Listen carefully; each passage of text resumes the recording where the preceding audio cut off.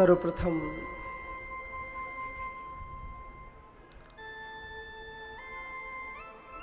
जगत के नाथ जगन्नाथ के चरण कमलों में मैं अपनी श्रद्धा अपना प्रणाम अर्पित करता हूं। तत्पश्चात हम सबके संरक्षक बलों में पूर्णता को प्राप्त किए बलदेव जी और कृष्ण बलराम की छोटी बहन योग माया स्वरूपा माता सुभद्रा के चरण कमलों में अपना प्रणाम अर्पित करता हूं।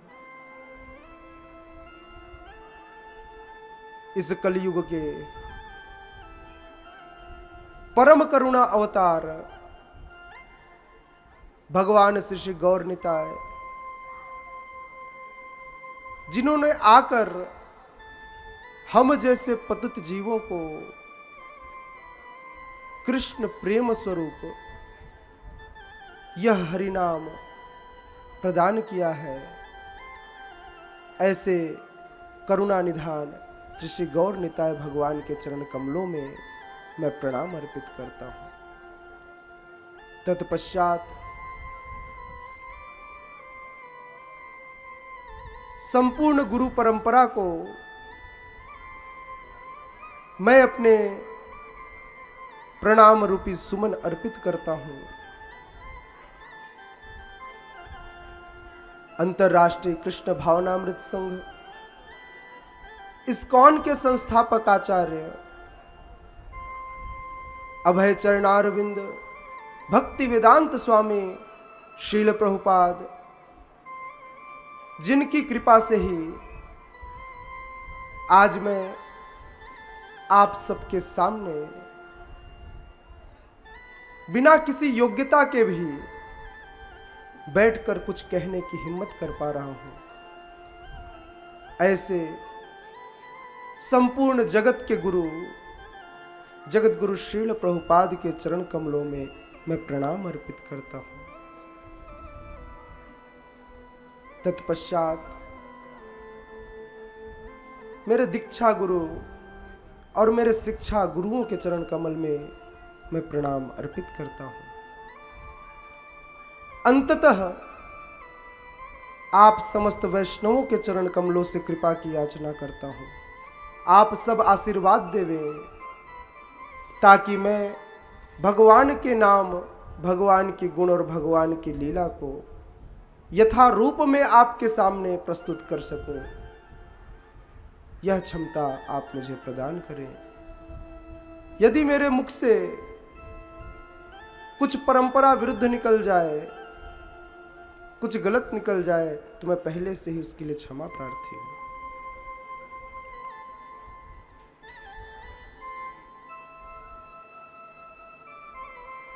आइए कथा की शुरुआत करें। प्रथम भगवान वासुदेव की वंदना के साथ।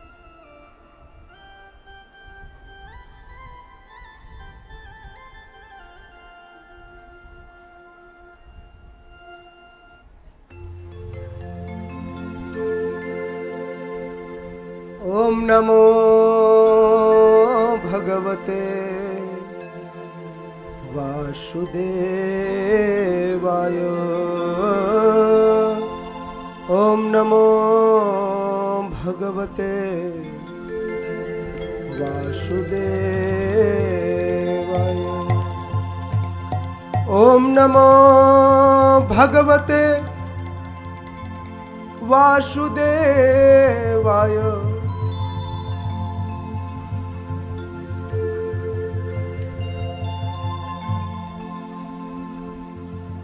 भगवान 3 साल के मैया से अनेकों नेक तार्किक प्रश्न करते हैं।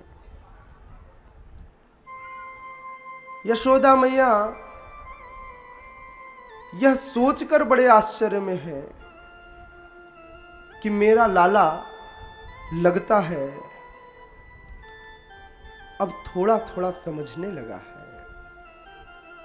किंतु इतनी छोटी उम्र में इतनी बुद्धि कहां से आई इसे? कार्तिक मास, अमावस का दिन था।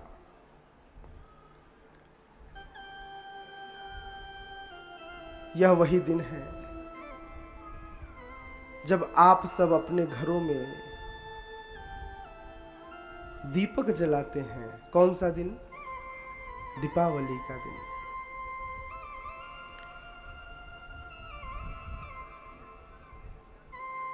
यह छोटी सी उम्र, लेकिन भगवान श्री कृष्ण की शैतानियां बड़ी बड़ी। रोज आप जैसी गोपियां उलाहना लेकर आते हैं, बोली अरे यशोदा, कैसे संस्कार दिए हैं तूने अपने बच्चों को। ये छोटा वाला, ये जो काला वाला कन्हैया है ना, इसकी शैतानियां तो देखो। यह आज मेरे घर से मक्खन चोरी करके आया। अरे चलो खा लिया वह तो ठीक है, लेकिन सिर्फ इसने खाया नहीं, इसने तो खाने के बाद जो बचा हुआ था उस मटकी को फोड़ दिया और पूरे के मक्खन को उस कमरे में बिखरा कर आ गया। मैया यशोदा कहती हैं, अरे सखियों, क्या तुम लोग मुझे बेवकूफ समझती हो? क्या हमारे घर में दूध दही की कमी है जो मेरा लाला तुम्हारे घर चोरी करने जाएगा? भगवान कृष्ण की 12 सखाओं की स्पेशल टीम थी। वैसे तो उनके करोड़ों सखा थे, एक दो नहीं, कितने? करोड़ों। किंतु इन 12 सखाओं की ऐसी टोली कि ये लोग मिलकर पूरे वृंदावन में उत्पात मचाते। पूरा ब्रज इनकी लीलाओं से भरा पड़ा है। भगवान के एक मित्र का नाम मधुमंगल है, जिसे कभी भी भूख लग जाती, और ऐसे भूख लगती कि बोले कन्हैया, आज तो मेरी मम्मी ने, आज तो मेरी माँ ने पेट भर मुझे माखन नहीं दिया, कहीं से जुगाड़ हो जाए तो। कन्हैया बोले अब सखाओं की इच्छा है, पूरी तो करनी पड़ेगी। तो एक के बाद एक प्लानिंग होती, कभी इस घर में, कभी उस घर में। एक बार इसी मधुमंगल के लिए भगवान चोरी करने पहुंचे बरसाने में। बरसाने में जब गह्वर वन में पहुंचे भगवान, तो एक सखी को पता चल गया, एक गोपी को पता चल गया कि आज हमारे घर में चोरी है।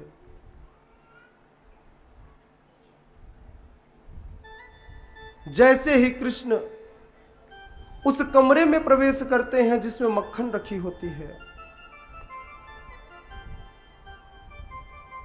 गोपी तुरंत ही कमरा बंद कर देती है और कहती है, आज फंसा है चोर, आज मैं यशोदा को बताऊंगी। इतनी बार बताया, कभी बात नहीं मानती, उसे लगता है हम उसे झूठ बोलते हैं। इतने में कृष्णा देखे, दरवाजा तो बंद है लेकिन खिड़की खुली है, खिड़की से कृष्ण पार हो गए। मधुमंगल खा पी के मोटा ताजा, ब्राह्मण है, ब्राह्मण खाने में बड़े उस्ताद होते हैं ने?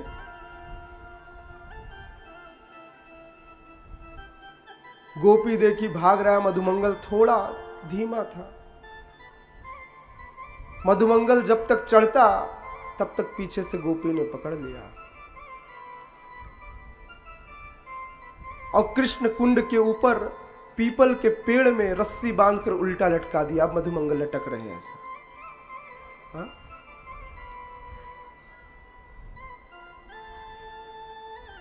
तो कुछ गोपियां आई, कहती हैं, अरे सखी, यह तो ब्राह्मण है, कुछ हो गया तो तुम्हें बड़ा पाप लगेगा। मधुमंगल ने सोचा बुद्धि अच्छी है, कृष्णा बगल से इशारे करते हैं, बेहोश होने का नाटक कर ले। हाँ? मधुमंगल ने आंखें मूंद ली, शरीर ढीला छोड़ दिया, चिल्लाना बंद कर दिया। अब तो जिस गोपी के घर चोरी हुई थी उसने सोचा अब मैं क्या करूं। कृष्णा बोले, तुमने ब्राह्मण के चरणों में अपराध किया है, तुम्हें प्रायश्चित करना चाहिए। तुरंत ही गोपी डर के मारे मधुमंगल को नीचे उतारे।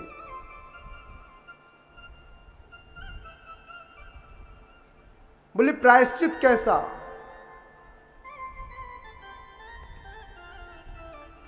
बोले प्रायश्चित, बोले प्रायश्चित ये कि तुम्हें हम गोपों को 56 भोग लगाना चाहिए। ये ब्राह्मण है।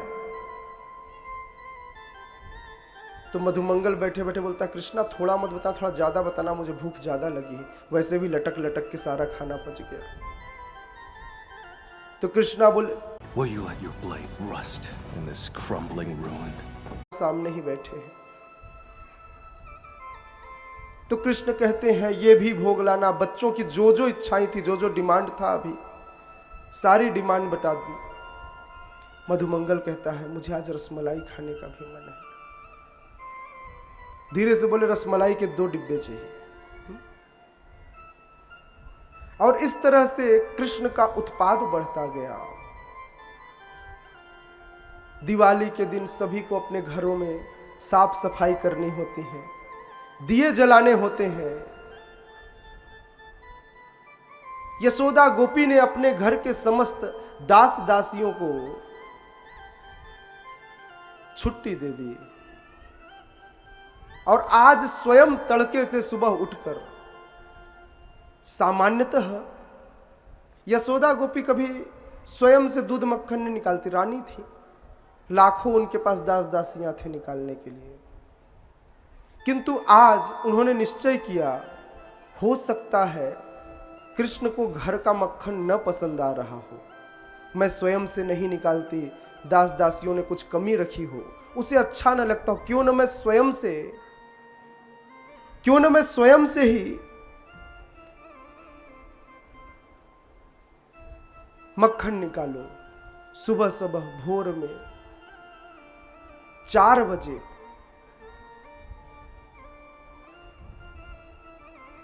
यशोदा मैया उठकर एक मटका लिया, मथनी ली और मथना शुरू कर दिया। हमारे आचार्यगण कहते हैं, भगवान श्री कृष्ण के ध्यान में यशोदा मैया ऐसी मग्न हुई कि वह उस मटके में दही डालना ही भूल गई, खाली मटका ही मथने लगे। लेकिन भाव ऐसा कि कृष्ण के लिए दही मथ रही है। आज यशोदा गोपी की उस मटके से, उस खाली मटके से अपने आप मक्खन आप्लावित होने लगा, छल छलाने लगा खाली मटके से।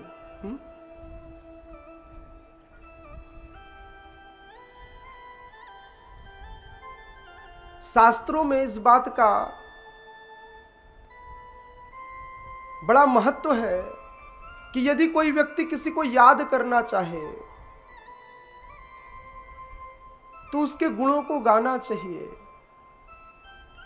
और यशोदा रानी को तो कृष्ण इतने प्रिय थे कि वह एक क्षण भी कृष्ण को नहीं भूलना चाहती थी। तो कृष्ण की समस्त लीलाओं को गीत में पिरो लेती और गीत गाती।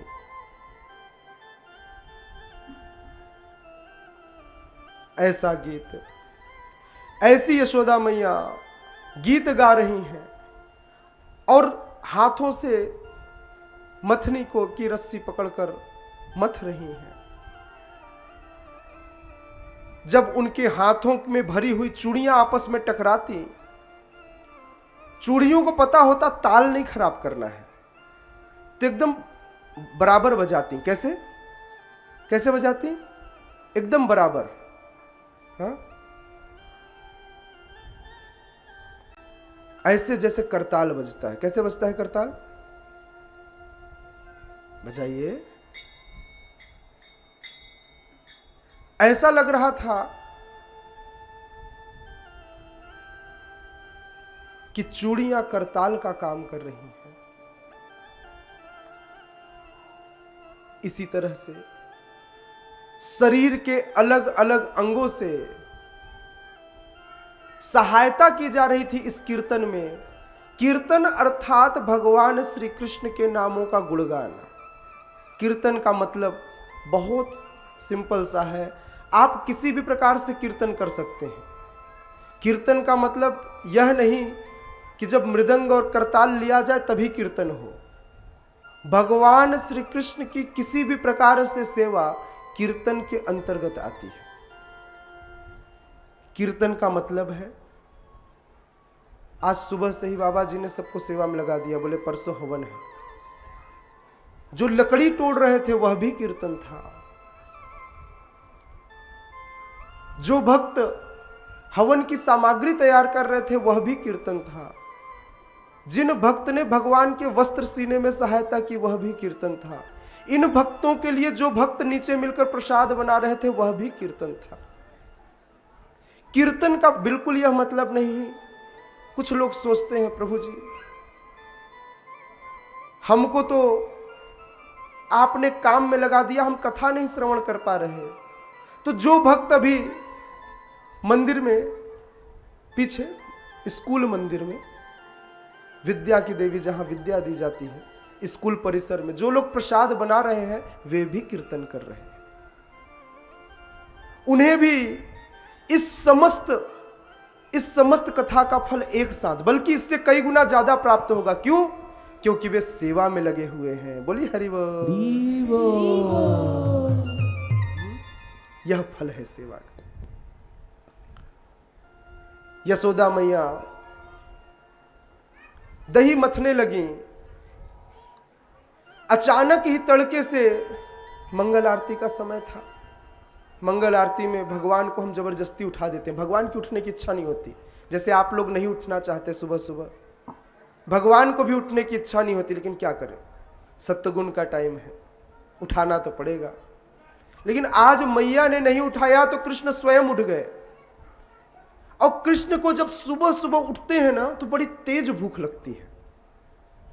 इसीलिए हमारे समस्त केंद्रों में यह विधान है कि सबसे पहले उठकर भगवान को नहा धुलाकर खिलाया जाए। आरती बाद में, मंगल आरती बाद में, बाल भोग पहले। इसलिए भगवान को सुबह सुबह 4 बजे खिलाया जाता है। कृष्णा की आंखें बंद थीं, मैया को ढूंढने लगे कहां है। क्यों? क्योंकि तुरंत मैया का आंचल उठाकर स्तनों से दुग्ध पान करना था। भूख लग गई थी ना। छोटे से कन्हैया, जब मैया हाथ में ना आई तब कन्हैया ने आंखें खोली। अरे आज तो मैया ही नहीं है।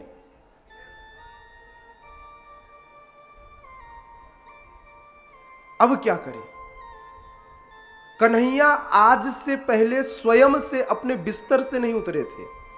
हमेशा मैया अपने गोद में लेकर उतारती थी। कन्हैया बड़े छोटे से, अब बोले आज तो महाभारत युद्ध लड़ना है। एक छोटे बच्चे के लिए बिस्तर से उड़ना प्रथम बार, महाभारत युद्ध है। कैसे करी, अनेक युक्तियां लगाई, कूद जाऊं, कहीं चोट तो नहीं लगेगी।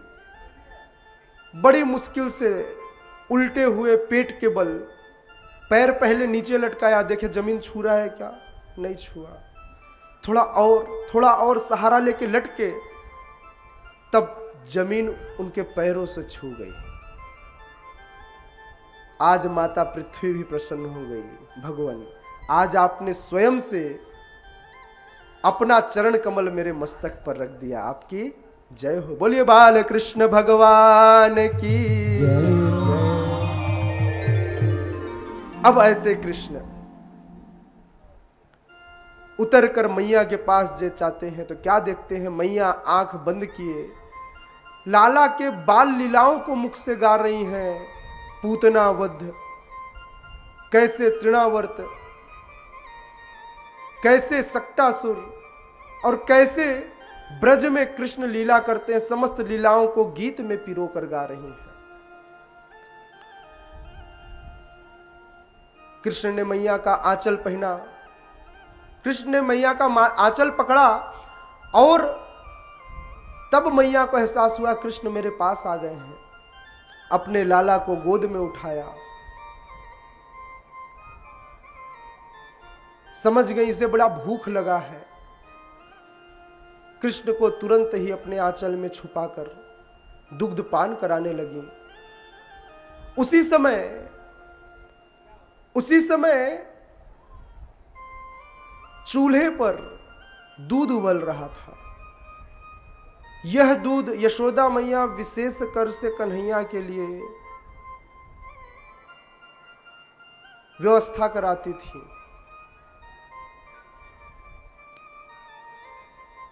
यह उस गाय का दूध था, यह उन श्यामा गायों का दूध था जिन श्यामा गायों को गोवर्धन के विशेष चारागाहों में चराया जाता था, जहां पर औषधि युक्त चारा होती थी। ऐसे 1,00,000 गायों का दूध निकालकर 10,000 गायों को पिलाया जाता था। उन 10,000 गायों का दूध निकालकर 1,000 गायों को पिलाया जाता था। उन 1,000 गायों का दूध निकालकर 100 गायों को, 100 गायों का दूध निकालकर 10 गाय को और 10 गाय का दूध निकालकर 1 गाय को पिलाया जाता था। उस 1 गाय का दूध उबल रहा था जो कि कृष्ण के लिए था। इसलिए जब दूध उफान मारने लगा तो यशोदा मैया सोची यह तो कन्हैया के लिए विशेष रूप से तैयार किया गया दूध है, अगर यह गिर गया तो नुकसान होगा। अच्छा, आचार्यगण कहते हैं आखिर दूध में उफान आया क्यों? क्या कहते हैं? आचार्यगण कहते हैं दूध में उफान आया क्यों?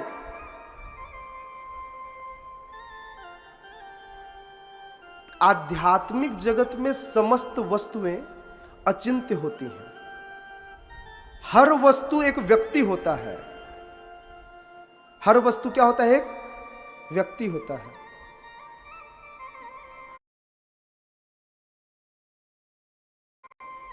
दूध ने सोचा, आप ऐसा नहीं सोच सकते दूध कैसे सोचेगा, दूध भी एक व्यक्ति है।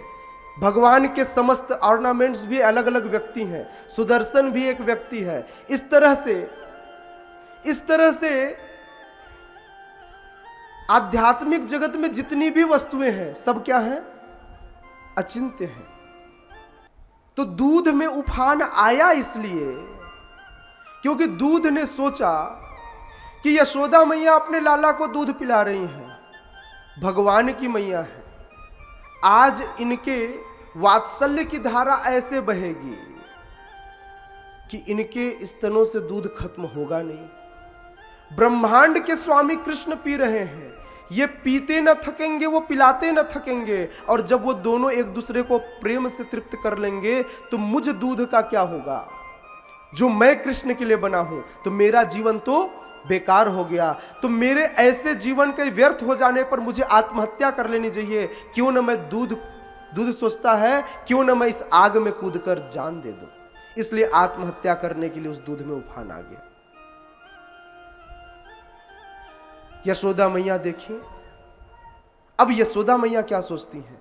अरे मैं तो अपने आप को भगवान का सेवक कहती हूं और आज मैं एक भक्त और भगवान के बीच में बाधक बन गई। मुझे इसे तुरंत बचाना चाहिए। तो एक वैष्णवी यशोदा खड़ी हो गई और दूध को बचाने चली। अब दूसरा, क्योंकि दूध भी वैष्णव है, तो दुग्ध सोचता है मैंने भगवान की सेवा में खलल डाली है, मुझे तो शर्म आना चाहिए। न तो आग कम किया गया, न उसमें पानी के छींटे माने गए, केवल और केवल शर्म से ही दूध अपने आप नीचे बैठ गया। इस प्रकार यशोदा मैया जब दूध को बचाने जाती हैं, कृष्ण को क्रोध आता है, क्या मुझसे ज्यादा जरूरी यह दूध हो गया मैया के लिए? अरे मुझे भूख लगी है, मैं उनका बेटा हूं। ठीक है, अगर इन्हें अपने दूध के लिए इतनी लालच है, थोड़ी इतनी कंजूस हो गई कि दूध बचाने के लिए उन्होंने मेरा परित्याग कर दिया, मुझे गोद से उतार दिया, तो लो अब मैं उससे बड़ा नुकसान करूंगा। कृष्ण ने क्रोध में वहीं छोटी सी सील बट्टे की बट्टे पड़ी हुई थी, छोटी वाली सील बट्टे की, उससे उस बट्टे से दे मारा उस घड़े पर जिस पर यशोदा मैया मक्खन निकालने के लिए जिस घड़े में दही मथ रही थी। दही फूटा। ऐसा क्रोध आया कृष्ण को कि उन्होंने मटका तोड़ दिया। वृंदावन में दर्शन करने गया हुआ था, तो एक धर्मशाला के दीवार पर बड़ी अच्छी लाइन लिखी हुई थी, मुझे आज भी याद है। लिखा था, क्रोध आए तो कुछ सेकंड ठहर जाइए। कृष्णा ने क्रोध में एक भी सेकंड ठहरना उचित न समझा। जब फोड़ लिया तब क्रोध शांत हुआ। अब डर लगा, बोले अब मैया आएगी और अब पीटेगी, गड़बड़ तो हो गई। कन्हैया तुरंत भागे। चोर चोरी करता है, गलती करता है, लेकिन अपने पीछे कुछ न कुछ सुराग छोड़ देता है। यशोदा मैया वापस आई। कहां है कन्हैया? सारा नजारा देखकर समझ गई, सारा नजारा देखकर समझ गई कि माजरा क्या है। कन्हैया को ढूंढने की आवश्यकता नहीं पड़ी। हाँ, चक्र पद्म ध्वजा से युक्त उनके चरण कमल की छाप पूरे जमीन में पड़ी हुई थी, दही से सनी हुई। मैया को समझ में आ गया कि इस दिशा में, इस कमरे में कन्हैया गए हैं। अब मैया जाकर उस कमरे में झांक कर देखती हैं, तो क्या देखती हैं कि उस कमरे में कन्हैया जो है सिकहर पर जो मक्खन रखा हुआ था उसे उतार कर खा रहे थे। उतारा कैसे? कन्हैया तो छोटे से, सिकहर बड़ा ऊपर होता है। पास में ही ऊखल रखा था जिससे धान कुटते हैं, ओखली। उस ऊखल को उल्टा किया, उसके ऊपर चढ़े और बड़े आसानी से वे मक्खन खा रहे थे। मैया यह देखकर खुश हो जाती कि कन्हैया मक्खन खा रहे, किंतु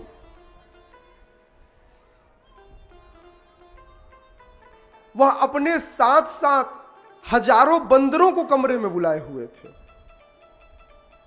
जिसे देखकर मैया को बड़ा क्रोध आया। बोले खुद खाता तो ठीक है, इसने तो पूरे बंदरों को बुला लिए।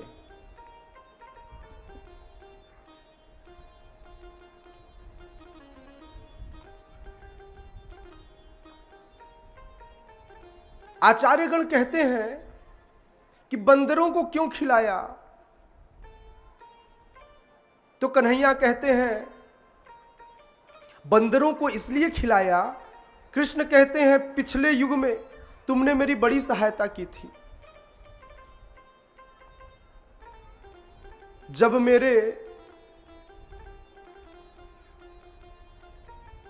मेरी पत्नी को रावण ने हरण कर लिया था, तब उसे छुड़ाने में तुमने मेरी मदद की थी।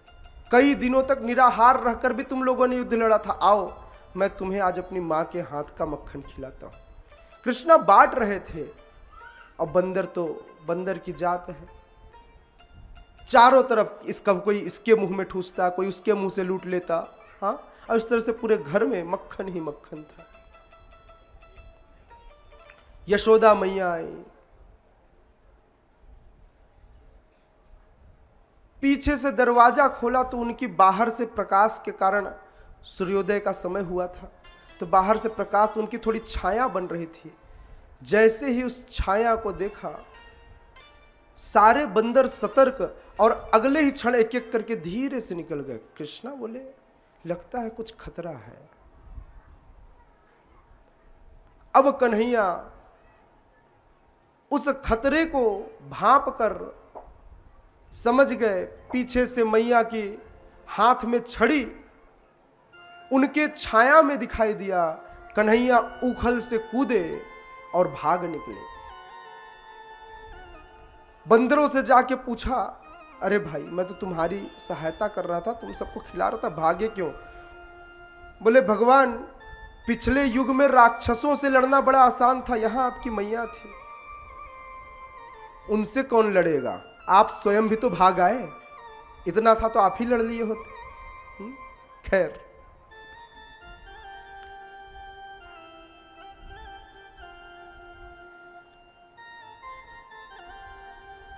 अब कन्हैया के पीछे पुनः माता आती हैं, डंडा लेकर दौड़ाती हैं। कन्हैया एक खंभे से दूसरा खंभा, तीसरा खंभा, चौथा खंभा, इस तरह बाबा नंद के महल में 84 खंभे थे, हर खंभे के पीछे जाकर छुपते। लेकिन फिर भी मैया नहीं पकड़ पाई। कृष्ण बड़े फुर्तीले, मैया बड़ी सुंदर सी, नाजुक सी, भारी शरीर।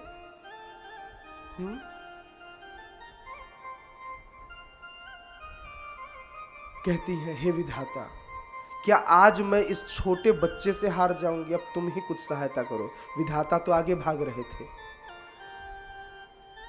तो विधाता ने सुन लिया, भाई ठीक है, अब तो मेरे से ही प्रार्थना कर रही है, अब तो पकड़ा जाना चाहिए।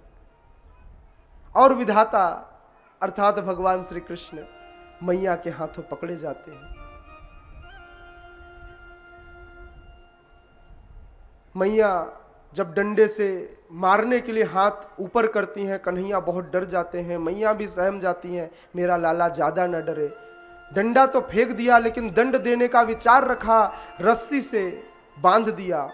उस उखल में ले जाकर, जिस उखल ने सहायता की थी कृष्ण की, बोले एक तो यह खल है, दूसरा वह उखल है, तो दोनों को दंड मिलना चाहिए। इसलिए खल कृष्ण को और खल की सहायता करने वाले मित्र उखल को, दोनों को बांध दिया। बोलिए दामोदर भगवान श्री कृष्ण के जय। ऐसे भगवान दामोदर, जिनका उदर रस्सी से बंधा है। सारे मित्र आ गए, बोले कन्हैया तू कैसे बंधा है? बोले मैया ने बांधा, कुछ तो सहायता करो, कोई खोल दो। बोले मैया ने बांधा है, तू बंधे रह भैया, तेरा बंधा रहना ही अच्छा है। क्या तू हमें भी बंधवाना चाहता है? किसी मित्र ने कोई सहायता न की, लेकिन मित्रों को दया आई, तो बोले तू हमारे साथ खेल जरूर सकता है। बोले अच्छा ठीक है, कैसे खेलूं बंधे बंधे? बोले हम उखल को तेरे साथ ढकेल कर बाहर ले चलते हैं आंगन में एक साथ, तू उखल में बंधे बंधे खेलना, हम ऐसे खुलकर खेलेंगे। बोले ठीक है, यही सही। आंगन में पहुंचे, उसी समय अचानक ही बलराम जी आ गए और देखा कृष्ण बंधे हैं। बोले किसकी हिम्मत हुई मेरे स्वामी को बांधने की? कौन है? लोग मुझे जानते नहीं है, मैं पूरी दुनिया को उलट पलट करके रख दूंगा। बलराम चिल्लाए तो अंदर से यशोदा मैया का आवाज आता है, आजा मैं निकालूं तेरी स्वामी भक्ति। तो मित्रों से पूछते हैं क्या हुआ, मैया ने बांधा है क्या? अब कन्हैया बड़े आतुर नयनों से देखते हैं, भाई कुछ तो सहायता करो, आप तो बड़े भाई हो। बलराम कहते हैं भाई जिसके सामने तुम्हारी न चली उसके सामने मेरी क्या चलेगी। बंधे बंधे कन्हैया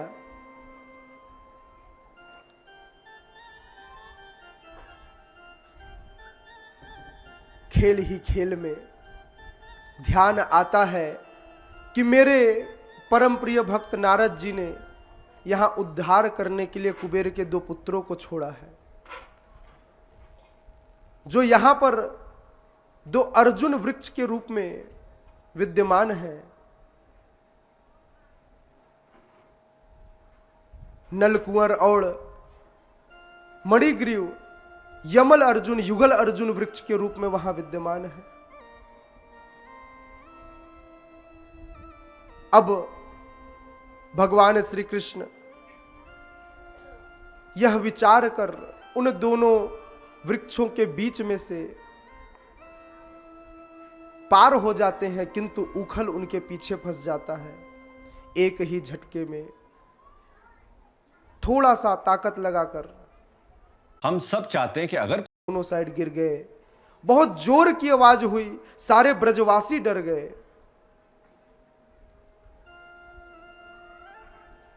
अंततः उन वृक्षों में से 2 बड़े सुंदर सुंदर देव कुमार बाहर आए, जिनका नाम नलकुंवर और मणिग्रीव था। ये नलकुंवर और मणिग्रीव पूर्व जन्म में बड़ी बेशर्मी के साथ स्वर्ग में एक उद्यान के अंदर एक सरोवर में सुंदर अप्सराओं के साथ नग्न होकर स्नान कर रहे थे। जब उस स्थान से नारद मुनि गुजरे तो अप्सराओं ने तो शर्म के कारण अपने शरीर ढक लिए, किंतु ये दोनों कुबेर के पुत्र अपने आप को कुबेर का पुत्र जानकर, कहते हैं ना हमारे इस समाज में जब कोई बड़ा व्यक्ति रईस जादे जिन्हें कहा जाता है वो बिगड़ जाते हैं, जिन्हें अभिमान होता है अपने धन का। इन्हें भी अभिमान था कि हम कुबेर के पुत्र हैं। ऐसे बिगड़े कि उन्होंने नारद मुनि का भी सम्मान न किया। नारद मुनि ने श्राप दिया कि जाओ और जाकर इसी तरह नग्न जड़ हो जाओ, और दोनों नंद बाबा के आंगन में वृक्ष के रूप में जन्म लिए। लेकिन नारद मुनि का श्राप अथवा किसी भी भक्त का श्राप नहीं होता, वरदान होता है।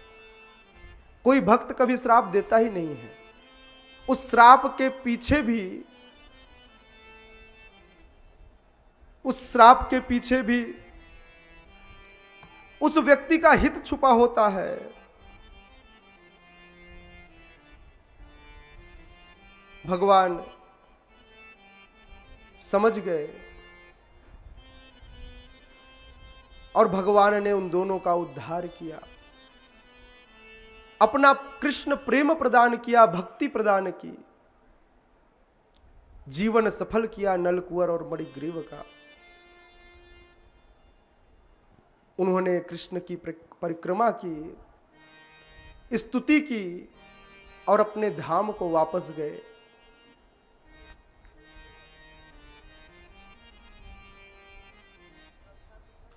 भगवान की इस लीला में नंद बाबा बहुत डर गए।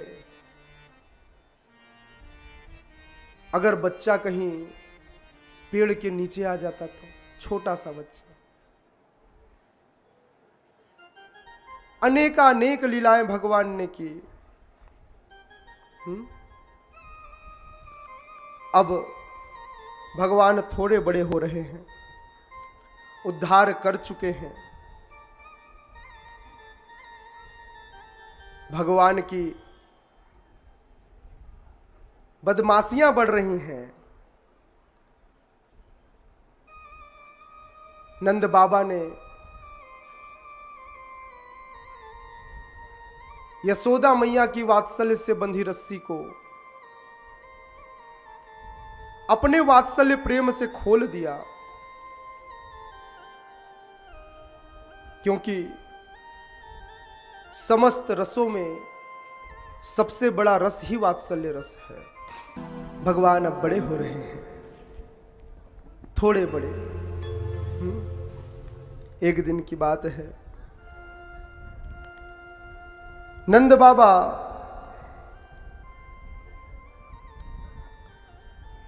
बच्चों से बड़ा प्रेम करते थे।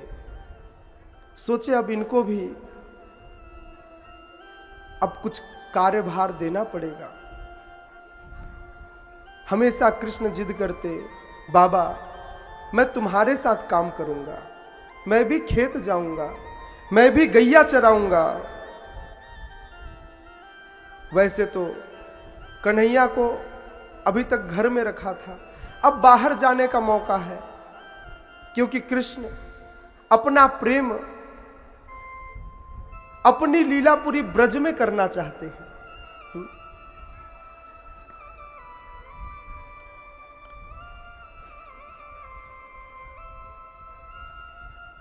ऐसी लीला करते गोपियां केवल थोड़े से छाछ के लिए कृष्ण को नचाती थी। गोपियां कहा करती, कृष्णा लाला अगर तुम नाच कर दिखाओगे ना तो हम तुम्हें मिठाई देंगे। कन्हैया बोले अच्छा है, मिठाई मिलेगा। कन्हैया ठुमका लगाते, कमर पे हाथ रखते और मस्त मचकाते। हाँ। यद्यपि यह छोटा बालक कोई और नहीं, पूर्ण पुरुषोत्तम भगवान है, फिर भी कन्हैया अपने भक्त को कहने पर कुछ भी करने को तैयार हो सकते हैं। यही भगवान की भक्त वत्सलता है। ऐसे गोपियों की बात मानते, ऐसे अपने भक्तों की बात मानते जैसे वे उनकी हाथ की कठपुतली हो। एक बार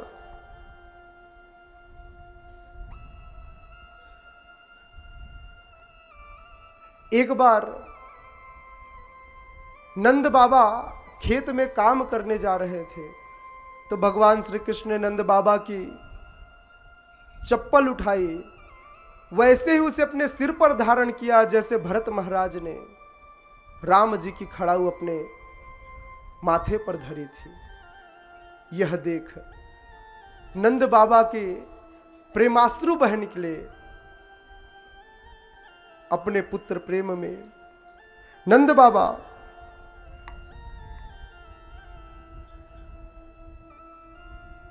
पूरी तरह से, अगर पुत्र ऐसा हो, अगर पुत्र श्री भगवान है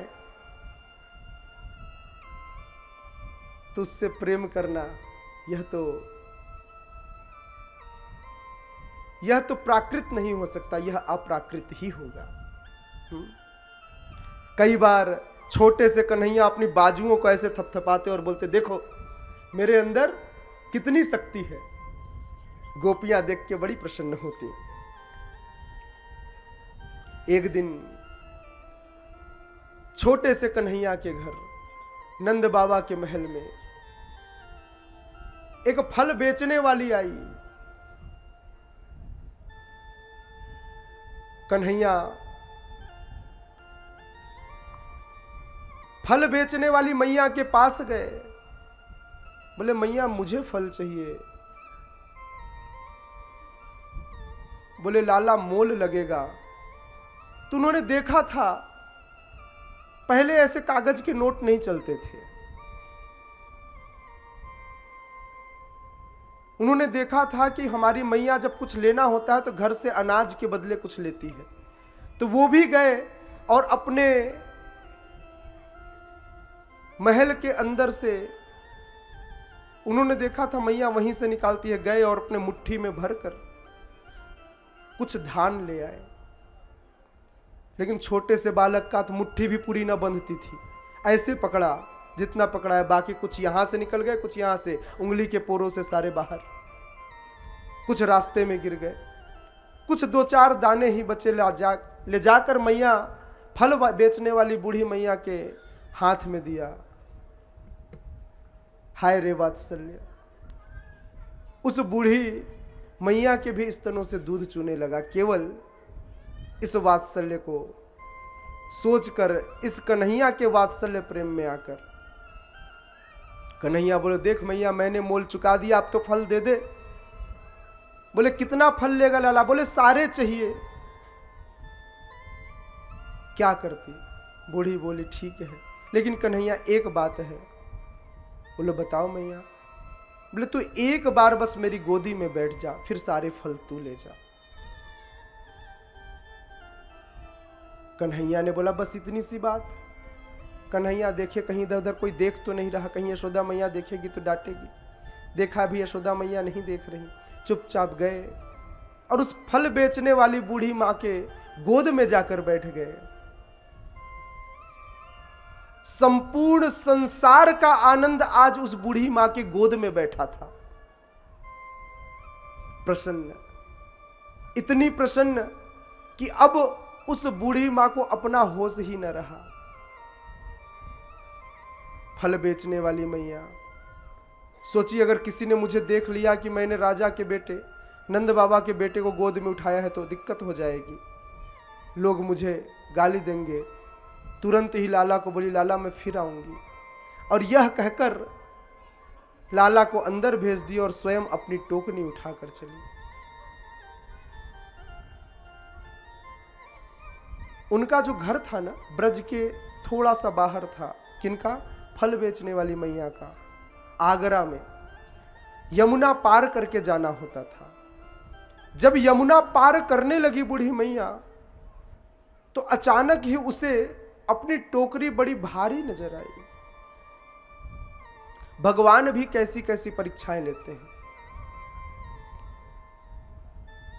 तो क्या देखा, अचानक टोकरी नीचे किया तो उसमें देखा, उसमें हीरे जवाहरात, इतना धन जितना धन वह पूरे जीवन में भी फल बेचती तो भी न कमा सकती। क्या देते हैं कृष्ण, है ना? क्या कृष्ण से बड़ा भी कोई उपकारी हो सकता है? कितने लोग प्रसन्न हो जाते यदि कृष्ण आपको भी धन देते तो।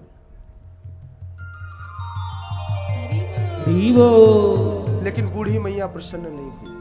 यही फर्क है आप में और बूढ़ी मैया में। बूढ़ी मैया ने कहा, मैंने तो अपना धन उस समय ही पा लिया जब कन्हैया मेरे गोद में आकर बैठे। मैं इस धन का क्या करूंगी? पूरा का पूरा धन उसने यमुना में बहा दिया और गई, और उसने उस दिन के बाद फल बेचना भी बंद कर दिया। आज के बाद उसके जीवन में एक ही कार्य था, वह कार्य ये कि वह केवल उस कन्हैया का ध्यान करके उस कन्हैया का नाम रटते रहती है। आप सबको भी यही करना है। आप सबका नाम दर्ज हो चुका है, आप सबके लिए मालाएं आ चुकी हैं।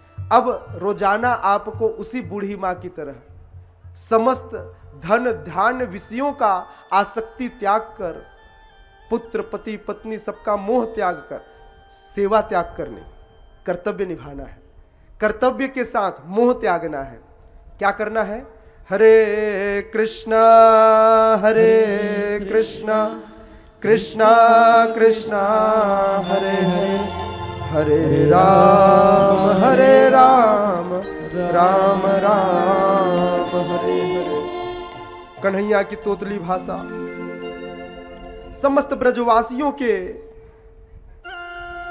ब्रजवासियों को अति प्रिय लगती।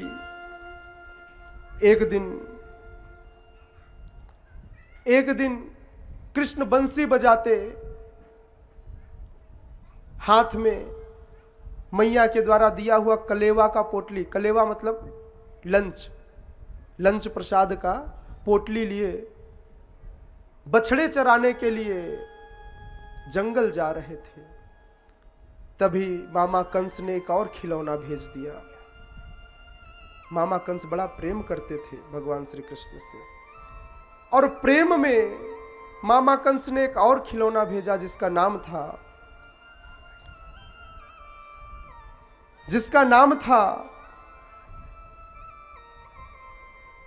ऐसा खिलौना जो बैल के स्वरूप में था। वह असुर एक बैल का स्वरूप धारकर वत्सासुर नाम का असुर उन बछड़ों के बीच में घुस गया। कृष्ण देखकर पहचान जाते हैं तो बलराम कहते हैं, भाई आज का खिलौना तो मजेदार है, स्वरूप भी वैसा जैसा हमारे यहां सारे इन ग्वाल वालों ने अपने अपने घर में रखा है, सारे बछड़ों के जैसा। तो जाओ कुछ कमाल दिखाओ। कन्हैया धीरे से उस बछड़े के पीछे जाते हैं, उस असुर के पीछे जिसका नाम वत्सासुर है, और जाकर के ऐसे दिखाते हैं जैसे बाकी बछड़ों के साथ खेलते थे उसके साथ भी खेलने लगे, और खेल खेल में ही उसके दोनों पैर पकड़ लिए और उसको इतनी बार घुमाया कि घुमाते घुमाते ही उसके प्राण पखेरु हो गए। और जैसे प्राण छूटे तो वत्सासुर अपने मूल स्वभाव असुर के रूप में आया और वहीं मृत पड़ा मिला। सारे ग्वाल बाल आनंदित होकर कहते, शाबाश कृष्णा शाबाश, ऐसा ही होना चाहिए, हमारा कृष्ण बहुत बलशाली है। और कृष्ण का गुणगान करते, बोलिए गोप सखा भगवान श्री कृष्ण की जय। स्वर्गलोक के देवता भी आनंदित होकर पुष्प वर्षा करते। संपूर्ण ब्रह्मांड में भगवान श्री कृष्ण को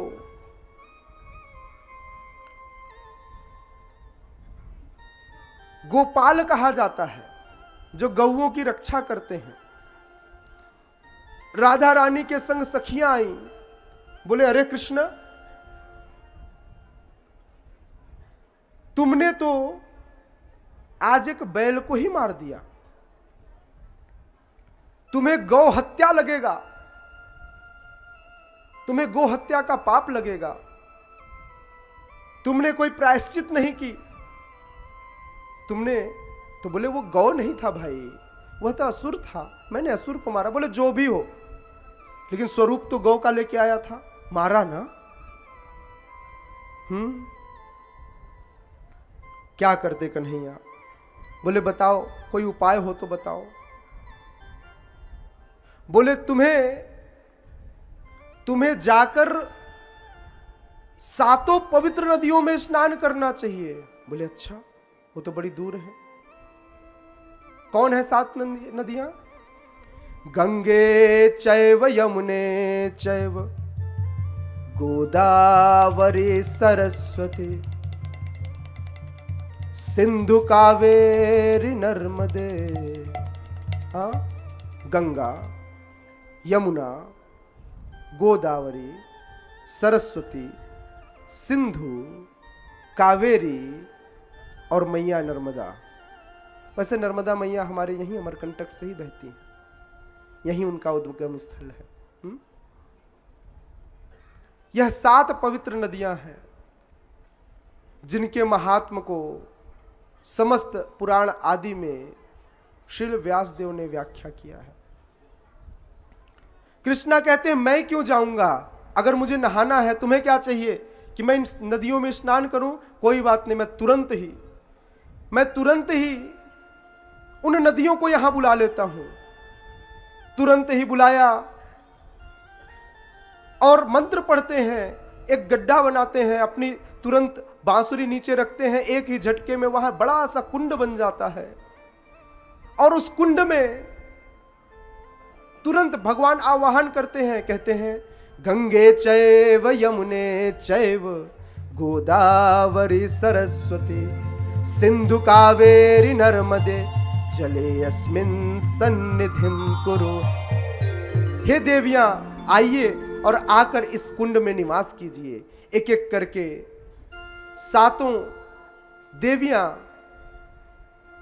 आज स्त्री स्वरूप धारण कर 7 नदियां एक लाइन से खड़ी हो जाती हैं, कहती हैं हे भगवान कृष्ण, हम आपकी सेविकाएं हैं, बताइए क्या सेवा करें, कहती है आप सातों एक ही कुंड में निवास करें, यह मेरी इच्छा है, ताकि मैं उसमें स्नान कर सकूं।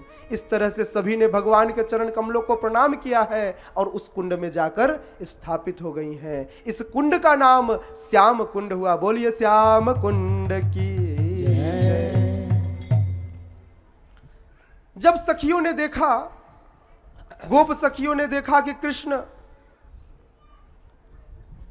अब तो, हम कह रहे थे ये गो हत्या के पाप से ग्रसित है, अब तो यह शुद्ध हो गया, उसने नदियों को भी बुना लिया, बड़ा आश्चर्य था। अब कृष्ण अपने सखाओं के साथ श्याम कुंड में नहाने लगे।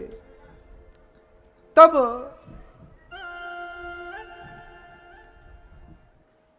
कृष्ण कहते हैं, हे राधिके, हे ललिता, आप भी आओ और इसमें स्नान करो। तो ललिता आदि कहती है, कृष्ण तुम्हारे नहाने से तुम्हारे ऊपर पाप था, ये पाप धारण करके कुंड जो है पुनः दूषित हो गया, हम इसमें नहीं नहाएंगे। और हमारे पास इतनी क्षमता है, ये हमारी जो राधा रानी है ना, ये जब चाहे जो चाहे वह कर सकती है। राधा रानी ने बोला, अच्छा फंसाया मुझे। बोले अब हम अपना कुंड बनाएंगी। और श्रीमती राधा रानी ने अपने हाथ का कंगन निकाला और उस कंगन से वह कुंड बनाने लगी, वहां की मिट्टी हटाने लगी। कथा स्थली, यह यज्ञ स्थली है, जहां पर यज्ञ स्थली पर बैठने के भी कुछ नियम है। कैसे बैठा जाए? अतीव शांत। जब सुखदेव गोस्वामी कथा करते थे ना, तब परीक्षित महाराज हाथ जोड़कर बैठा करते थे, और आप सब तो परीक्षित की भूमिका में हैं। जो बात करेगा कथा के बीच में, उसे माया पकड़ कर ले जाएगी और यमपुरी का स्थान दिखाएगी। कितने लोग यमपुरी जाने को तैयार हैं? नहीं है मतलब बात नहीं करेंगे, ताकि हो सकता है आपने कथा सुनी हो, किंतु आपके बगल वाला कथा सुनना चाहता है। इसलिए कृपया, यदि आपको बात करना हो तो उसका भी नियम है। बड़ी शालीनता से अपने मित्र का हाथ पकड़िए, बगल वाले से परमिशन लीजिए कि मैं आता हूं, और दोनों जाकर बाहर खूब बात करके आइए। कथा स्थली में केवल और केवल अकेला बोलने वाला मैं हूं। आपको भी बोलने का मौका है। कब? जब मैं कहूं हरे कृष्णा कृष्णा कृष्णा हरे हरे, हरे राम राम राम हरे। आप सबके उत्साह के लिए तो मैं पहले से ही आपका ऋणी हूं, क्योंकि आप सब इतनी संख्या में यहां पर आए हैं। और आज नहीं, पिछले 5 दिन आपने इसी तरह अपना उत्साह बरकरार रखा है। आपके उत्साह के लिए मैं आप सबकी जितनी तारीफ करूं उतना कम है। इसलिए आज हम सबके बीच में golden book of world record के हमारे एशिया के इंचार्ज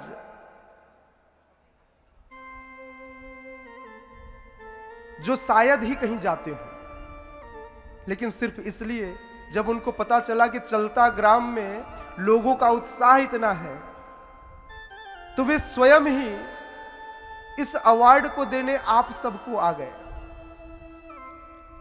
और आकर के आज मुझे नहीं लगता कि उन्होंने किसी को भी इतना समय दिया होगा, जिनका हर एक क्षण कहीं ना कहीं नए देश में बीतता है,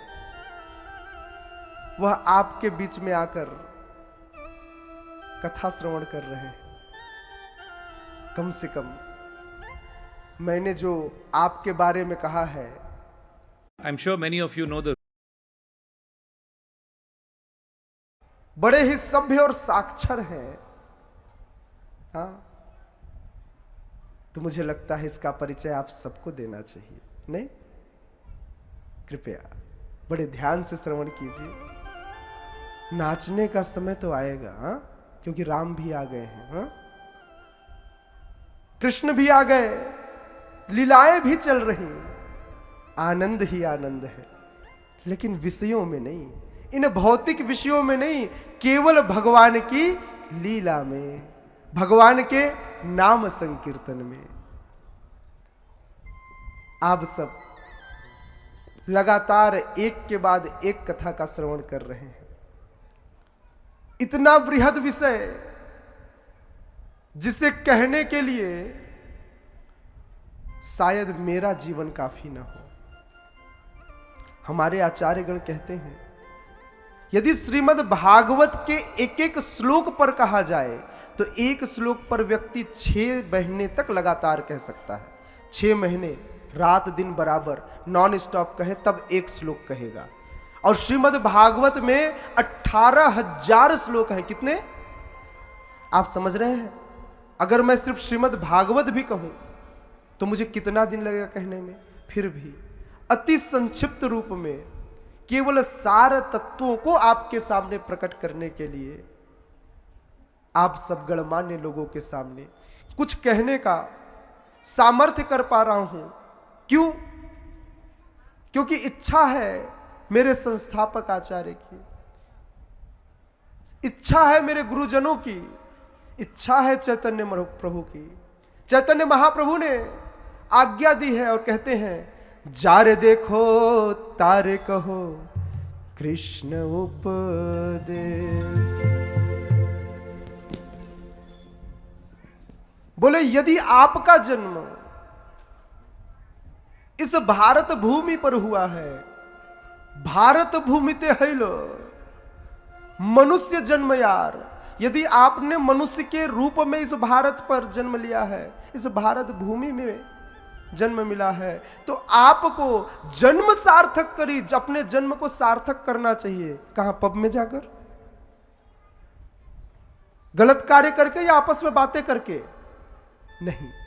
जन्म सार्थक करी, करो परोपकार, अपने जन्म को सार्थक कीजिए। जानिए कि यह मनुष्य जीवन अत्यंत दुर्लभ है। हमारे आचार्यगण कहते हैं मनुष्य जन्म पाया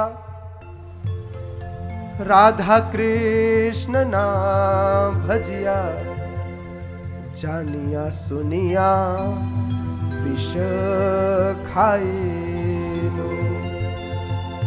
बोले यदि कोई व्यक्ति इस मनुष्य जन्म के बाद भी हमारे युगल सरकार की भक्ति न करे, हमारे राधा कृष्ण का नाम न ले,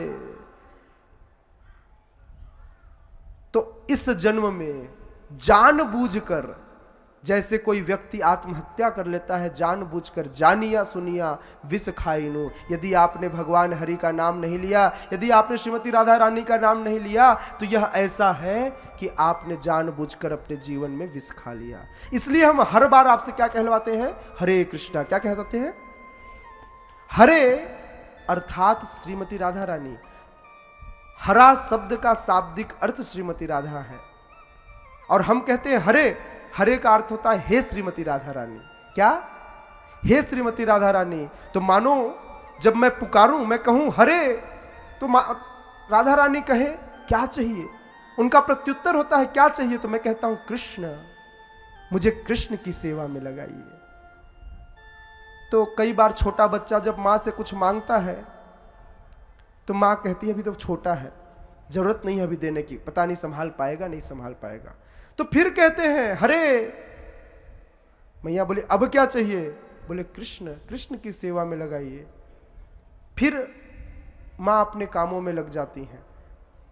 फिर हम बच्चे उनका आंचल पकड़कर कहते हैं कृष्ण कृष्ण, हमें कृष्ण चाहिए ही चाहिए, हमें कृष्ण चाहिए ही चाहिए। हरे हरे, हे मैया कृपया देवे, हे मैया कृपया देवे। किससे कह रहे हैं? श्रीमती राधा रानी से। हरे राम, ये जो राम है ना, यहां पर भी राम मतलब कृष्ण है। यहां पर भी ये जो राम शब्द कहा जा रहा है, गर्गाचार्य जब आए, जब भगवान श्री कृष्ण का नामकरण करने लगे तो बोले इनका नाम कृष्ण तो है, लेकिन इनका एक नाम हमेशा से राम है, क्योंकि ये सबको आनंद प्रदान करते हैं।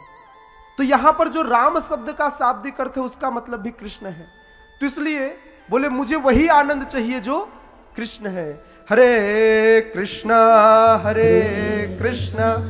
कृष्णा कृष्णा हरे हरे, हरे राम राम राम हरे हरे।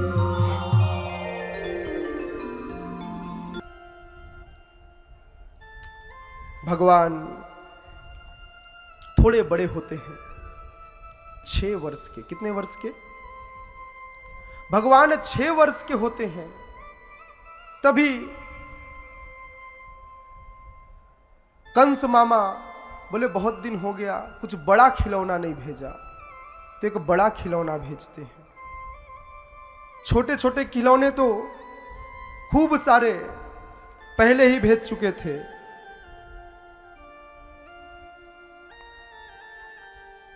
बकासुर को भेजा,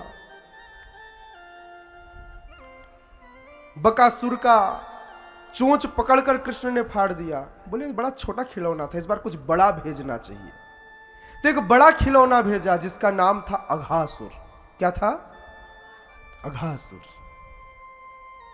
यह अघासुर भगवान श्री कृष्ण जिस रास्ते से बछड़े चराने जाया करते थे, उस रास्ते में विशाल काय अपना मुख खोलकर बैठ गया। ग्वाल बाल कहते हैं कन्हैया, इससे पहले तो इतना बड़ा गुफा नहीं देखा, ये कौन सा गुफा है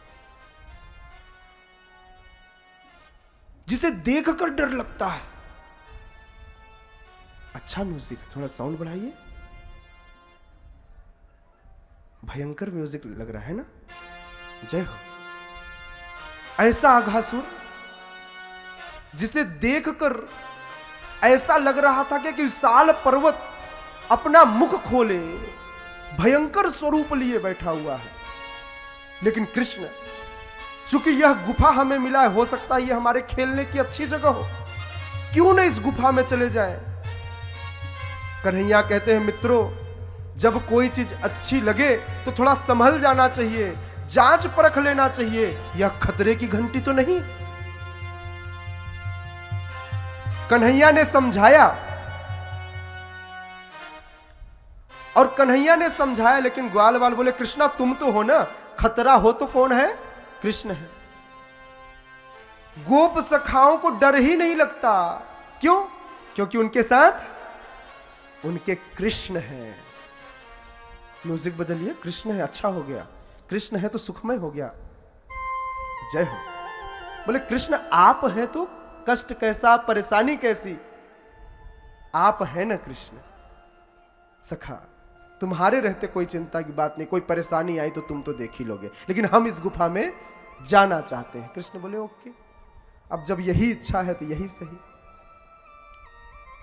कृष्ण समझ गए, जब ध्यान से देखा तो बोले यह तो अघासुर है और मेरे मित्र अब उसके मुख में प्रवेश कर चुके हैं। कृष्ण बोले रुको मित्रों रुको। मित्र कहां रुकते? कृष्ण बोले ये गए, अब मुझे भी जाना पड़ेगा। जैसे कृष्ण अंदर गए, अघासुर ने अपना मुख बंद कर लिया। हाहाकार मच गई, डर लगने लगा समस्त देवताओं को। यह क्या हो गया? ऐसा तो नहीं कि अब यहीं से भगवान का लीलाकांत, क्योंकि भगवान तो अघासुर के अंदर चले गए। चित्कार मचने लगी देवताओं के द्वारा। सारे के सारे ग्वाल बाल जब अघासुर के अंदर पहुंचे, उसके विष के प्रभाव में आकर सब मूर्छित हो गए। कृष्णा बोले यह तो गड़बड़ है, कुछ करना होगा, इसका कुछ इलाज करना होगा। तुरंत ही कृष्ण ने अपने उस छोटे रूप को विराट करना, बड़ा करना शुरू किया। ऐसा बड़ा, इतना बड़ा कि अब अघासुर के द्वारा भगवान को अपने अंदर समेट कर रखना बड़ा मुश्किल हो गया और अचानक ही अघासुर का पेट भगवान ने फाड़ दिया और इस प्रकार समस्त अपने ग्वाल बाल सखाओं की रक्षा कर ली। अघासुर का वध हुआ। अब भगवान बोले देखो भाई मित्रों, बहुत काम कराते हो, अब मैं थक गया हूं, अब कुछ खिला दो। उनका हर एक मित्र चाहता था कि कन्हैया केवल मेरे साथ खाए, केवल और केवल मेरे साथ प्रसाद लेवे। कन्हैया क्या करते, इसके साथ खाऊंगा तो ये बुरा मानेगा, इसके साथ खाऊंगा तो ये बुरा मानेगा। तो सारे मित्र ऐसे गोला बनाकर बैठते और कन्हैया किसकी तरफ मुख करके बैठते, सबकी तरफ। हर एक, उनके करोड़ों मित्र थे और करोड़ों मित्रों को लगता कि कृष्ण केवल मेरे तरफ मुख किए हुए हैं। सबको क्या लगता, कृष्ण मेरी तरफ मुख किए हुए हैं। ऐसे हैं कृष्ण। अब अचानक ही ब्रह्मा जी की इच्छा हुई कि मैं जाकर देखूं तो भगवान ने ब्रज में लीलाएं प्रारंभ की है, मैं भी अब भगवान की लीला का आनंद लेना चाहता हूं। आकर देखा तो क्या देखा, कृष्ण जंगल के अंदर एक पर्वत के ऊपर बैठे हुए हैं, मित्रों से घिरे, और समस्त ग्वाल बाल मित्रों के साथ उनका जूठन खा रहे हैं। मधुमंगल जैसे लड्डू खाने को करता, उसके मुंह से आधा निकाल करके भगवान खा लेते। बोले भगवान ऐसे नहीं हो सकता, क्या भगवान को खाने की कमी है जो ये ग्वाल बालों का जूठा खाएंगे?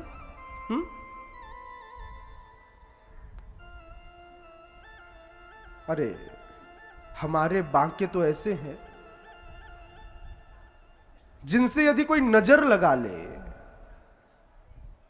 जिनसे कोई नजर लगा ले तो दोबारा उसकी नजर वहां से न हटे। ऐसे हैं हमारे बांके बिहारी लाल।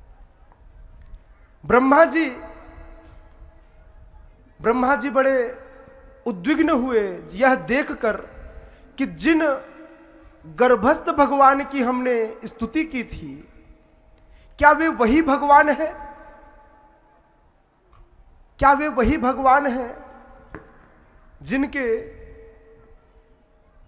जिनको खाने के लिए दूसरे के मुंह से छीनना पड़ रहा है?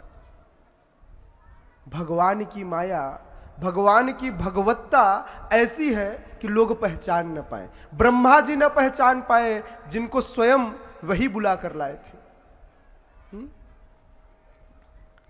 ब्रह्मा जी ने उनकी परीक्षा लेने के लिए उन ग्वाल बालों को, उनके मित्रों को, जब कृष्ण बछड़ों को वापस लाने गए, उस समय एक क्षण के लिए सत्यलोक का, ब्रह्मलोक का एक क्षण के लिए यहां से लेकर गए। और जब एक क्षण बाद वापस आए कि जाकर देखता हूं क्या हाल है जिनकी मैं परीक्षा ले रहा था, उन कृष्ण का, तो ब्रह्मा जी का एक क्षण बीता और पृथ्वी पर 1 साल बीत गए। यह काल चक्र है। यहां का काल चक्र और वहां का काल चक्र अलग है। ब्रह्मा जी, कई बार बुद्धिमान लोग कुछ गलतियां कर जाते हैं, ऐसी ही गलती ब्रह्मा जी कर गए। वह भूल गए थे कि मेरा एक क्षण और इनका एक क्षण अलग है। एक क्षण में यहां 1 वर्ष बीत गए। अब आपको मैं 1 वर्ष की कथा सुनाऊंगा। भगवान 6 वर्ष के थे तब अघासुर को मारा था। उसी दिन कलेवा खा रहे थे जब ब्रह्मा जी ने परीक्षा लिया। 1 साल बाद ब्रह्मा जी वापस आए हैं। अब मैं उस 1 साल की कथा सुनाता हूं। उस 1 साल में पूरा का पूरा ब्रज कृष्णमय हो गया। ब्रह्मा जी ने खूब सारे ग्वाल बालों की चोरी की थी।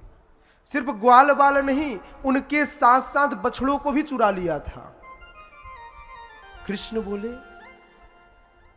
ये सब तो चले गए, और कहीं मेरी गोप माताओं ने, मेरी जो गोपियां हैं, जो माताएं गोपियां हैं, अगर इन माताओं ने अपने अपने बच्चों को नहीं पाया अगर उन बच्चों को वो नहीं देखें तो बड़ी उद्विग्न हो जाएंगी, डर जाएंगी, कष्ट में आ जाएंगी।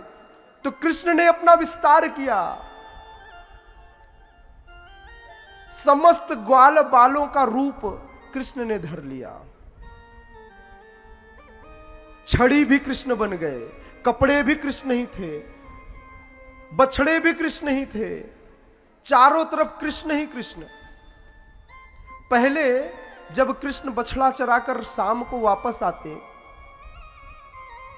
तो सारे के सारे गोपियां अपने बच्चों को छोड़ कृष्ण को देखती।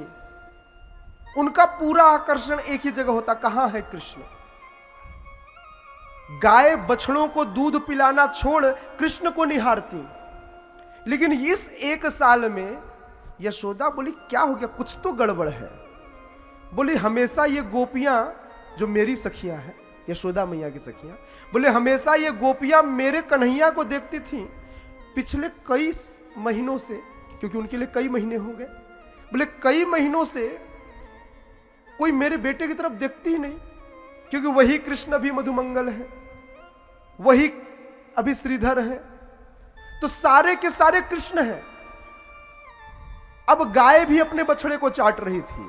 पहले चाटने के लिए कृष्ण को आती, अब अपने कृष्ण को चाटने नहीं आती। क्यों? क्योंकि वही प्रेम जो कृष्ण को देखने से मिलता था आज अपने बछड़े को देखने से मिल रहा है, क्योंकि वो बछड़ा भी कोई और नहीं, कौन है? कृष्ण है। कौन है? कृष्ण। हरि हरि। इसलिए जब साल पूरा ही होने वाला था कि बलराम बोले कन्हैया कुछ गड़बड़ लग रहा है। बोले क्या हो गया बलदाऊ? बोले मुझे कुछ अजीब सा प्रतीत हो रहा है, पूरा ब्रज का माहौल बदला हुआ है। बोले बलदाऊ आप तो सब जानते हैं, आपको कौन सी बात नहीं समझ में आ रही? बलदाऊ को जब ऐसा कृष्ण ने एज इट इज न बताया, यथारूप क्या हुआ था ऐसा न बताया, बलदाऊ बोले ये तो नहीं बताएगा। जब बलदाऊ ने पुनः अपने अंतर मन से देखा तो बोले कृष्ण साल बीत गए तुमने मुझे बताया नहीं। बोले बलदाऊ मुझे लगा आप तो सब कुछ जानते हैं इसलिए जानते ही होंगे, आपको बताने की क्या आवश्यकता। उसी समय ब्रह्मा जी वापस आए तो अचानक क्या देखते हैं कि मैं जिन बच्चों को चुरा कर ले गया था वो बच्चे तो पृथ्वी पर हैं। कहां? ब्रज में। बड़े परेशान, आंखें बंद की, ऐसा लगा आंखों में कुछ गड़बड़ हो गया है, कोई बीमारी हो गई है। पानी के छींटे मारे, फिर से देखा, हां इस बार क्या दिखा? इस बार पूरा ब्रज कृष्ण ही कृष्ण दिखता है। अब सब जगह कृष्ण। समझ गए गड़बड़ हो गई। तुरंत उन ग्वाल बाल सहित उन बच्चों को लेकर वापस आ गए, यथा स्थान अवस्थित किया और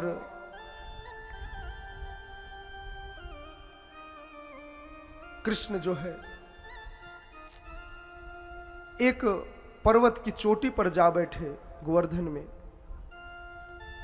ब्रह्मा जी वहां आते हैं बड़े डरे डरे से, सहमे सहमे से। बोले मैंने भगवान के चरणों में अपराध किया है। बड़े सहमे हुए ब्रह्मा जी वहां आते हैं। अब उनके आश्चर्य का कोई ठिकाना न था। उन्होंने देखा कि मेरे आने से पहले यहां पर अनंत ब्रह्मा आए हैं और अभी कुछ आ रहे हैं, सभी श्वेत हंस में। मैं चतुर्मुखी ब्रह्मा हूं। जो चुरा कर ले गए थे कौन थे? चतुर्मुखी ब्रह्मा। वहां पर पंचमुखी ब्रह्मा, अष्टमुखी ब्रह्मा, 100 मुखी ब्रह्मा, लाख मुखी, करोड़ मुखी, एक मुखी, दो मुखी, सब मुखी ब्रह्मा थे। तुरंत भगवान श्री कृष्ण के चरणों में जाकर कहते, हे भगवान, ब्रह्मा तो मैं हूं, ये कौन से ब्रह्मा है? बोले ब्रह्मा तुम्हें ऐसा लगता है कि तुम अकेले ब्रह्मा हो, हाँ? ऐसी ही चंचलता भगवान श्री कृष्ण की थी, कहीं भी चिल्ला लेते थे। नहीं, बोले हरि बोल, हरि बोल, हरि बोल, हरि बोल, हरि बोल, हरि बोल। हरि हरि। तो भगवान श्री कृष्ण कहते हैं तुम्हें लगता है तुम ब्रह्मा हो, लेकिन तुम्हें पता होना चाहिए तुम इस ब्रह्मांड के ब्रह्मा हो। ऐसे अनंत ब्रह्मांड हैं, अनंत पृथ्वियां, अनंत सूर्य, अनंत चंद्र, और इस तरह से जो ब्रह्मांड इस ब्रह्मांड से दोगुना है वहां अष्टमुखी ब्रह्मा है। जो ब्रह्मांड इस ब्रह्मांड का आधा है वहां, चूंकि जितना बड़ा ब्रह्मांड चलाने के लिए उतनी बुद्धि की आवश्यकता होगी, इसलिए उतने सिर ज्यादा है। अगर ब्रह्मांड इस ब्रह्मांड का आधा होगा तो वहां दो मुखी ब्रह्मा, उस आधे का आधा होगा तो एक मुखी ब्रह्मा। इस तरह से ब्रह्मांड का साइज है और इस तरह से इतने ब्रह्मा है। तब जाकर के भगवान की इस ऐश्वर्य को किंचित मात्र, बहुत थोड़ा सा ब्रह्मा जी समझ सके। बोले भगवान आपकी महिमा आप ही जानो, मुझे इस भूल के लिए क्षमा करो। हालांकि भगवान ने उन्हें क्षमा कर दिया, लेकिन फिर भी जब ब्रह्मा जी ने स्तुति की तो भगवान इतने खुश न हुए, उनको बहुत प्रसन्नता न हुई। इसका कारण थोड़े समय बाद बताऊंगा। दिन तो थोड़ा मुश्किल हो जाएगा, तो इसलिए थोड़े समय बाद बताऊंगा। लीला आगे बढ़ी, लीला आगे बढ़ी। अब बच्चे, जो बच्चे थे ना, वो सारे, कौन बच्चे? भगवान के गोप सखा, वे सारे वापस पृथ्वी पर आ चुके थे। अपने अपने घर गए, अपने अपने माता पिता के पास। आज 1 साल बाद वही वातावरण पुनः बन गया जब सारी गोपियां फिर से कृष्ण को देखने लगी। ठीक है, यशोदा मैया बोले कुछ तो गड़बड़ था, लेकिन समझ में नहीं आया। भोली भाली गोपी गांव की, आप जैसे ही। हाँ, शहर के लोग थोड़े तेज होते हैं। हाँ,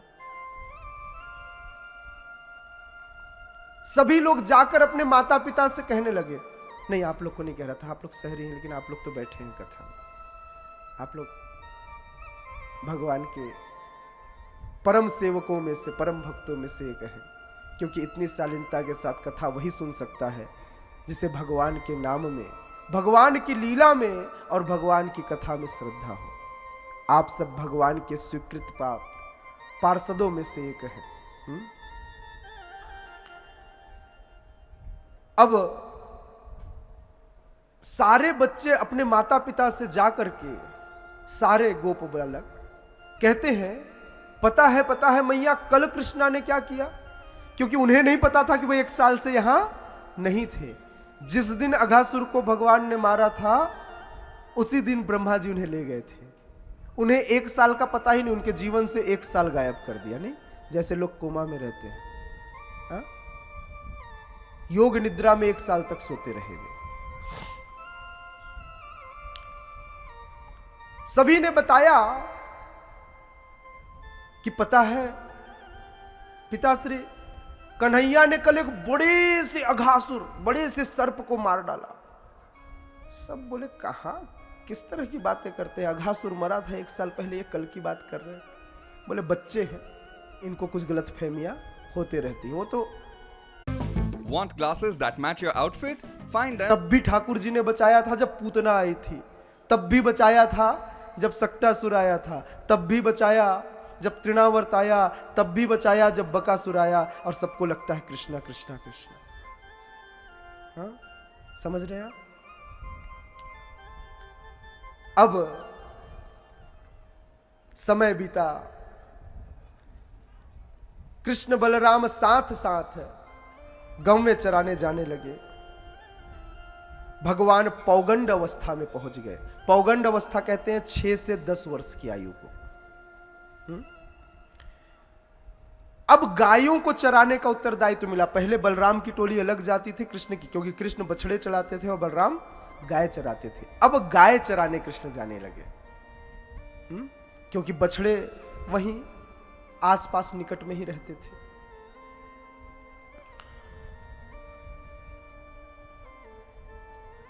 तब गायों को चराते चराते भगवान अलग अलग वनों में जाते। वृंदावन ब्रज बहुत बड़ा था, वहां पर 12 वन है, 12 मूल वन है, वैसे तो बहुत अनंत वन है। तो भगवान एक वन से दूसरे वन जाया करते थे।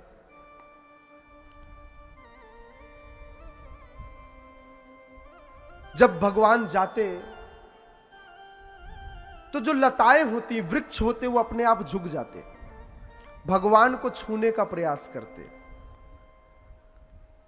कई बार भगवान के माथे पे जो कुमकुम लगा होता, जो यशोदा मैया तैयार करके भेजती, तो वह कुमकुम पेड़ों की पत्तियों में लग जाता। इस प्रकार से वो पत्तियां रंगीन हो जाती।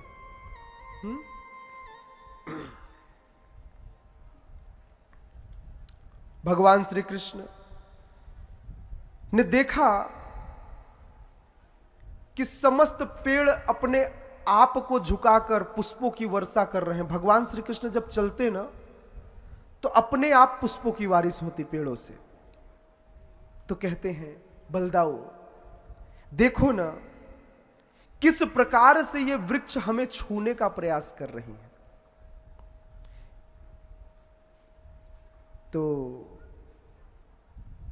कृष्ण ऐसा न कहकर वो कहते, भगवान श्री कृष्ण यहां बलराम जी की महिमा को भी स्थापित करना चाहते थे। तो बोले, भैया बलदाऊ देखो ये वृक्ष आपको छूने का प्रयास कर रही है, यह आपसे कितना प्रेम करती है, यह आपको छूकर अपने आप को अज्ञान के सागर से मुक्त करना चाहती है। संकर्षण बलराम जी को, नित्यानंद प्रभु को, गौर निताय में जो निताय हैं, इन्हें गुरु तत्व का हेड माना जाता है। गुरुओं में सर्वश्रेष्ठ हैं, क्योंकि यही सबको मूल ज्ञान देते हैं। इसलिए भगवान श्री कृष्ण यहां एक सिद्धांत की स्थापना करते हैं और कहते हैं कि ये वृक्ष, ये लता पता आपको छूने का प्रयास कर रहे हैं, ताकि इनके अंदर जो अज्ञानता भरी है वह अज्ञानता खत्म हो जाए, क्योंकि आप गुरु हैं। कल मैंने बताया था आप लोग, कौन है गुरु? कौन है गुरु? नित्यानंद प्रभु जी। नहीं, एक श्लोक बताया था। कितने लोग को श्लोक याद है? मैंने बताया था क्या, किबा विप्र किबा न्यासी केन गुरु ने, जय कृष्ण तत्ववेत्ता सही गुरु है। अब कृष्ण क्यों गुरु तत्व कह रहे हैं? भगवान श्री कृष्ण यह बताना चाहते हैं कि हे बलदेव, हे बलदाऊ, आप ही हैं जो मेरे बारे में इन सबको ज्ञान दे सकते हैं। आपके अलावा कोई दूसरा नहीं जो एक जीवात्मा को भगवान से मिला सके। इसलिए आप जीवात्मा और मेरे बीच के माध्यम हैं। वृक्षों को ऐसा लगता था कि हमने पूर्व जन्म में कोई पाप किया है जिसके कारण हम भगवान कृष्ण के साथ घूम नहीं सकते, लेकिन वास्तव में ये सारे के सारे वृक्ष भगवान के नित्य पार्षद हैं जो ब्रज में निवास करते हैं। इसलिए उनके भावों को जानकर, उनकी ओर देखकर बलराम जी के सामने भगवान श्री कृष्ण उनकी प्रशंसा करते हैं, ताकि उनको संतोष प्राप्त हो, उनको ऐसा न लगे कि हम पापी हैं। इसलिए भगवान श्री कृष्ण बार बार उनका गुणगान करते हैं। भगवान श्री कृष्ण आगे कहते हैं, निश्चय ही ये सारे भौरे, ये सारे भ्रमर महान ऋषि थे। क्यों? क्योंकि ये आपके पीछे आते आते आपका गुणगान कर रहे हैं। भौरे आवाज निकाल रहे थे, तो ऐसा लग रहा था कि ये मंत्रों से आपका गुणगान कर रहे हैं। ये सारे के सारे ऋषि रहे होंगे।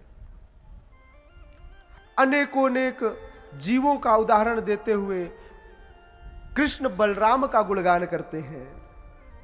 इस प्रकार भगवान श्री कृष्ण और बलराम अपने दिव्य ऐश्वर्य को छुपाकर ग्वाल पुत्र का अभिनय कर रहे हैं।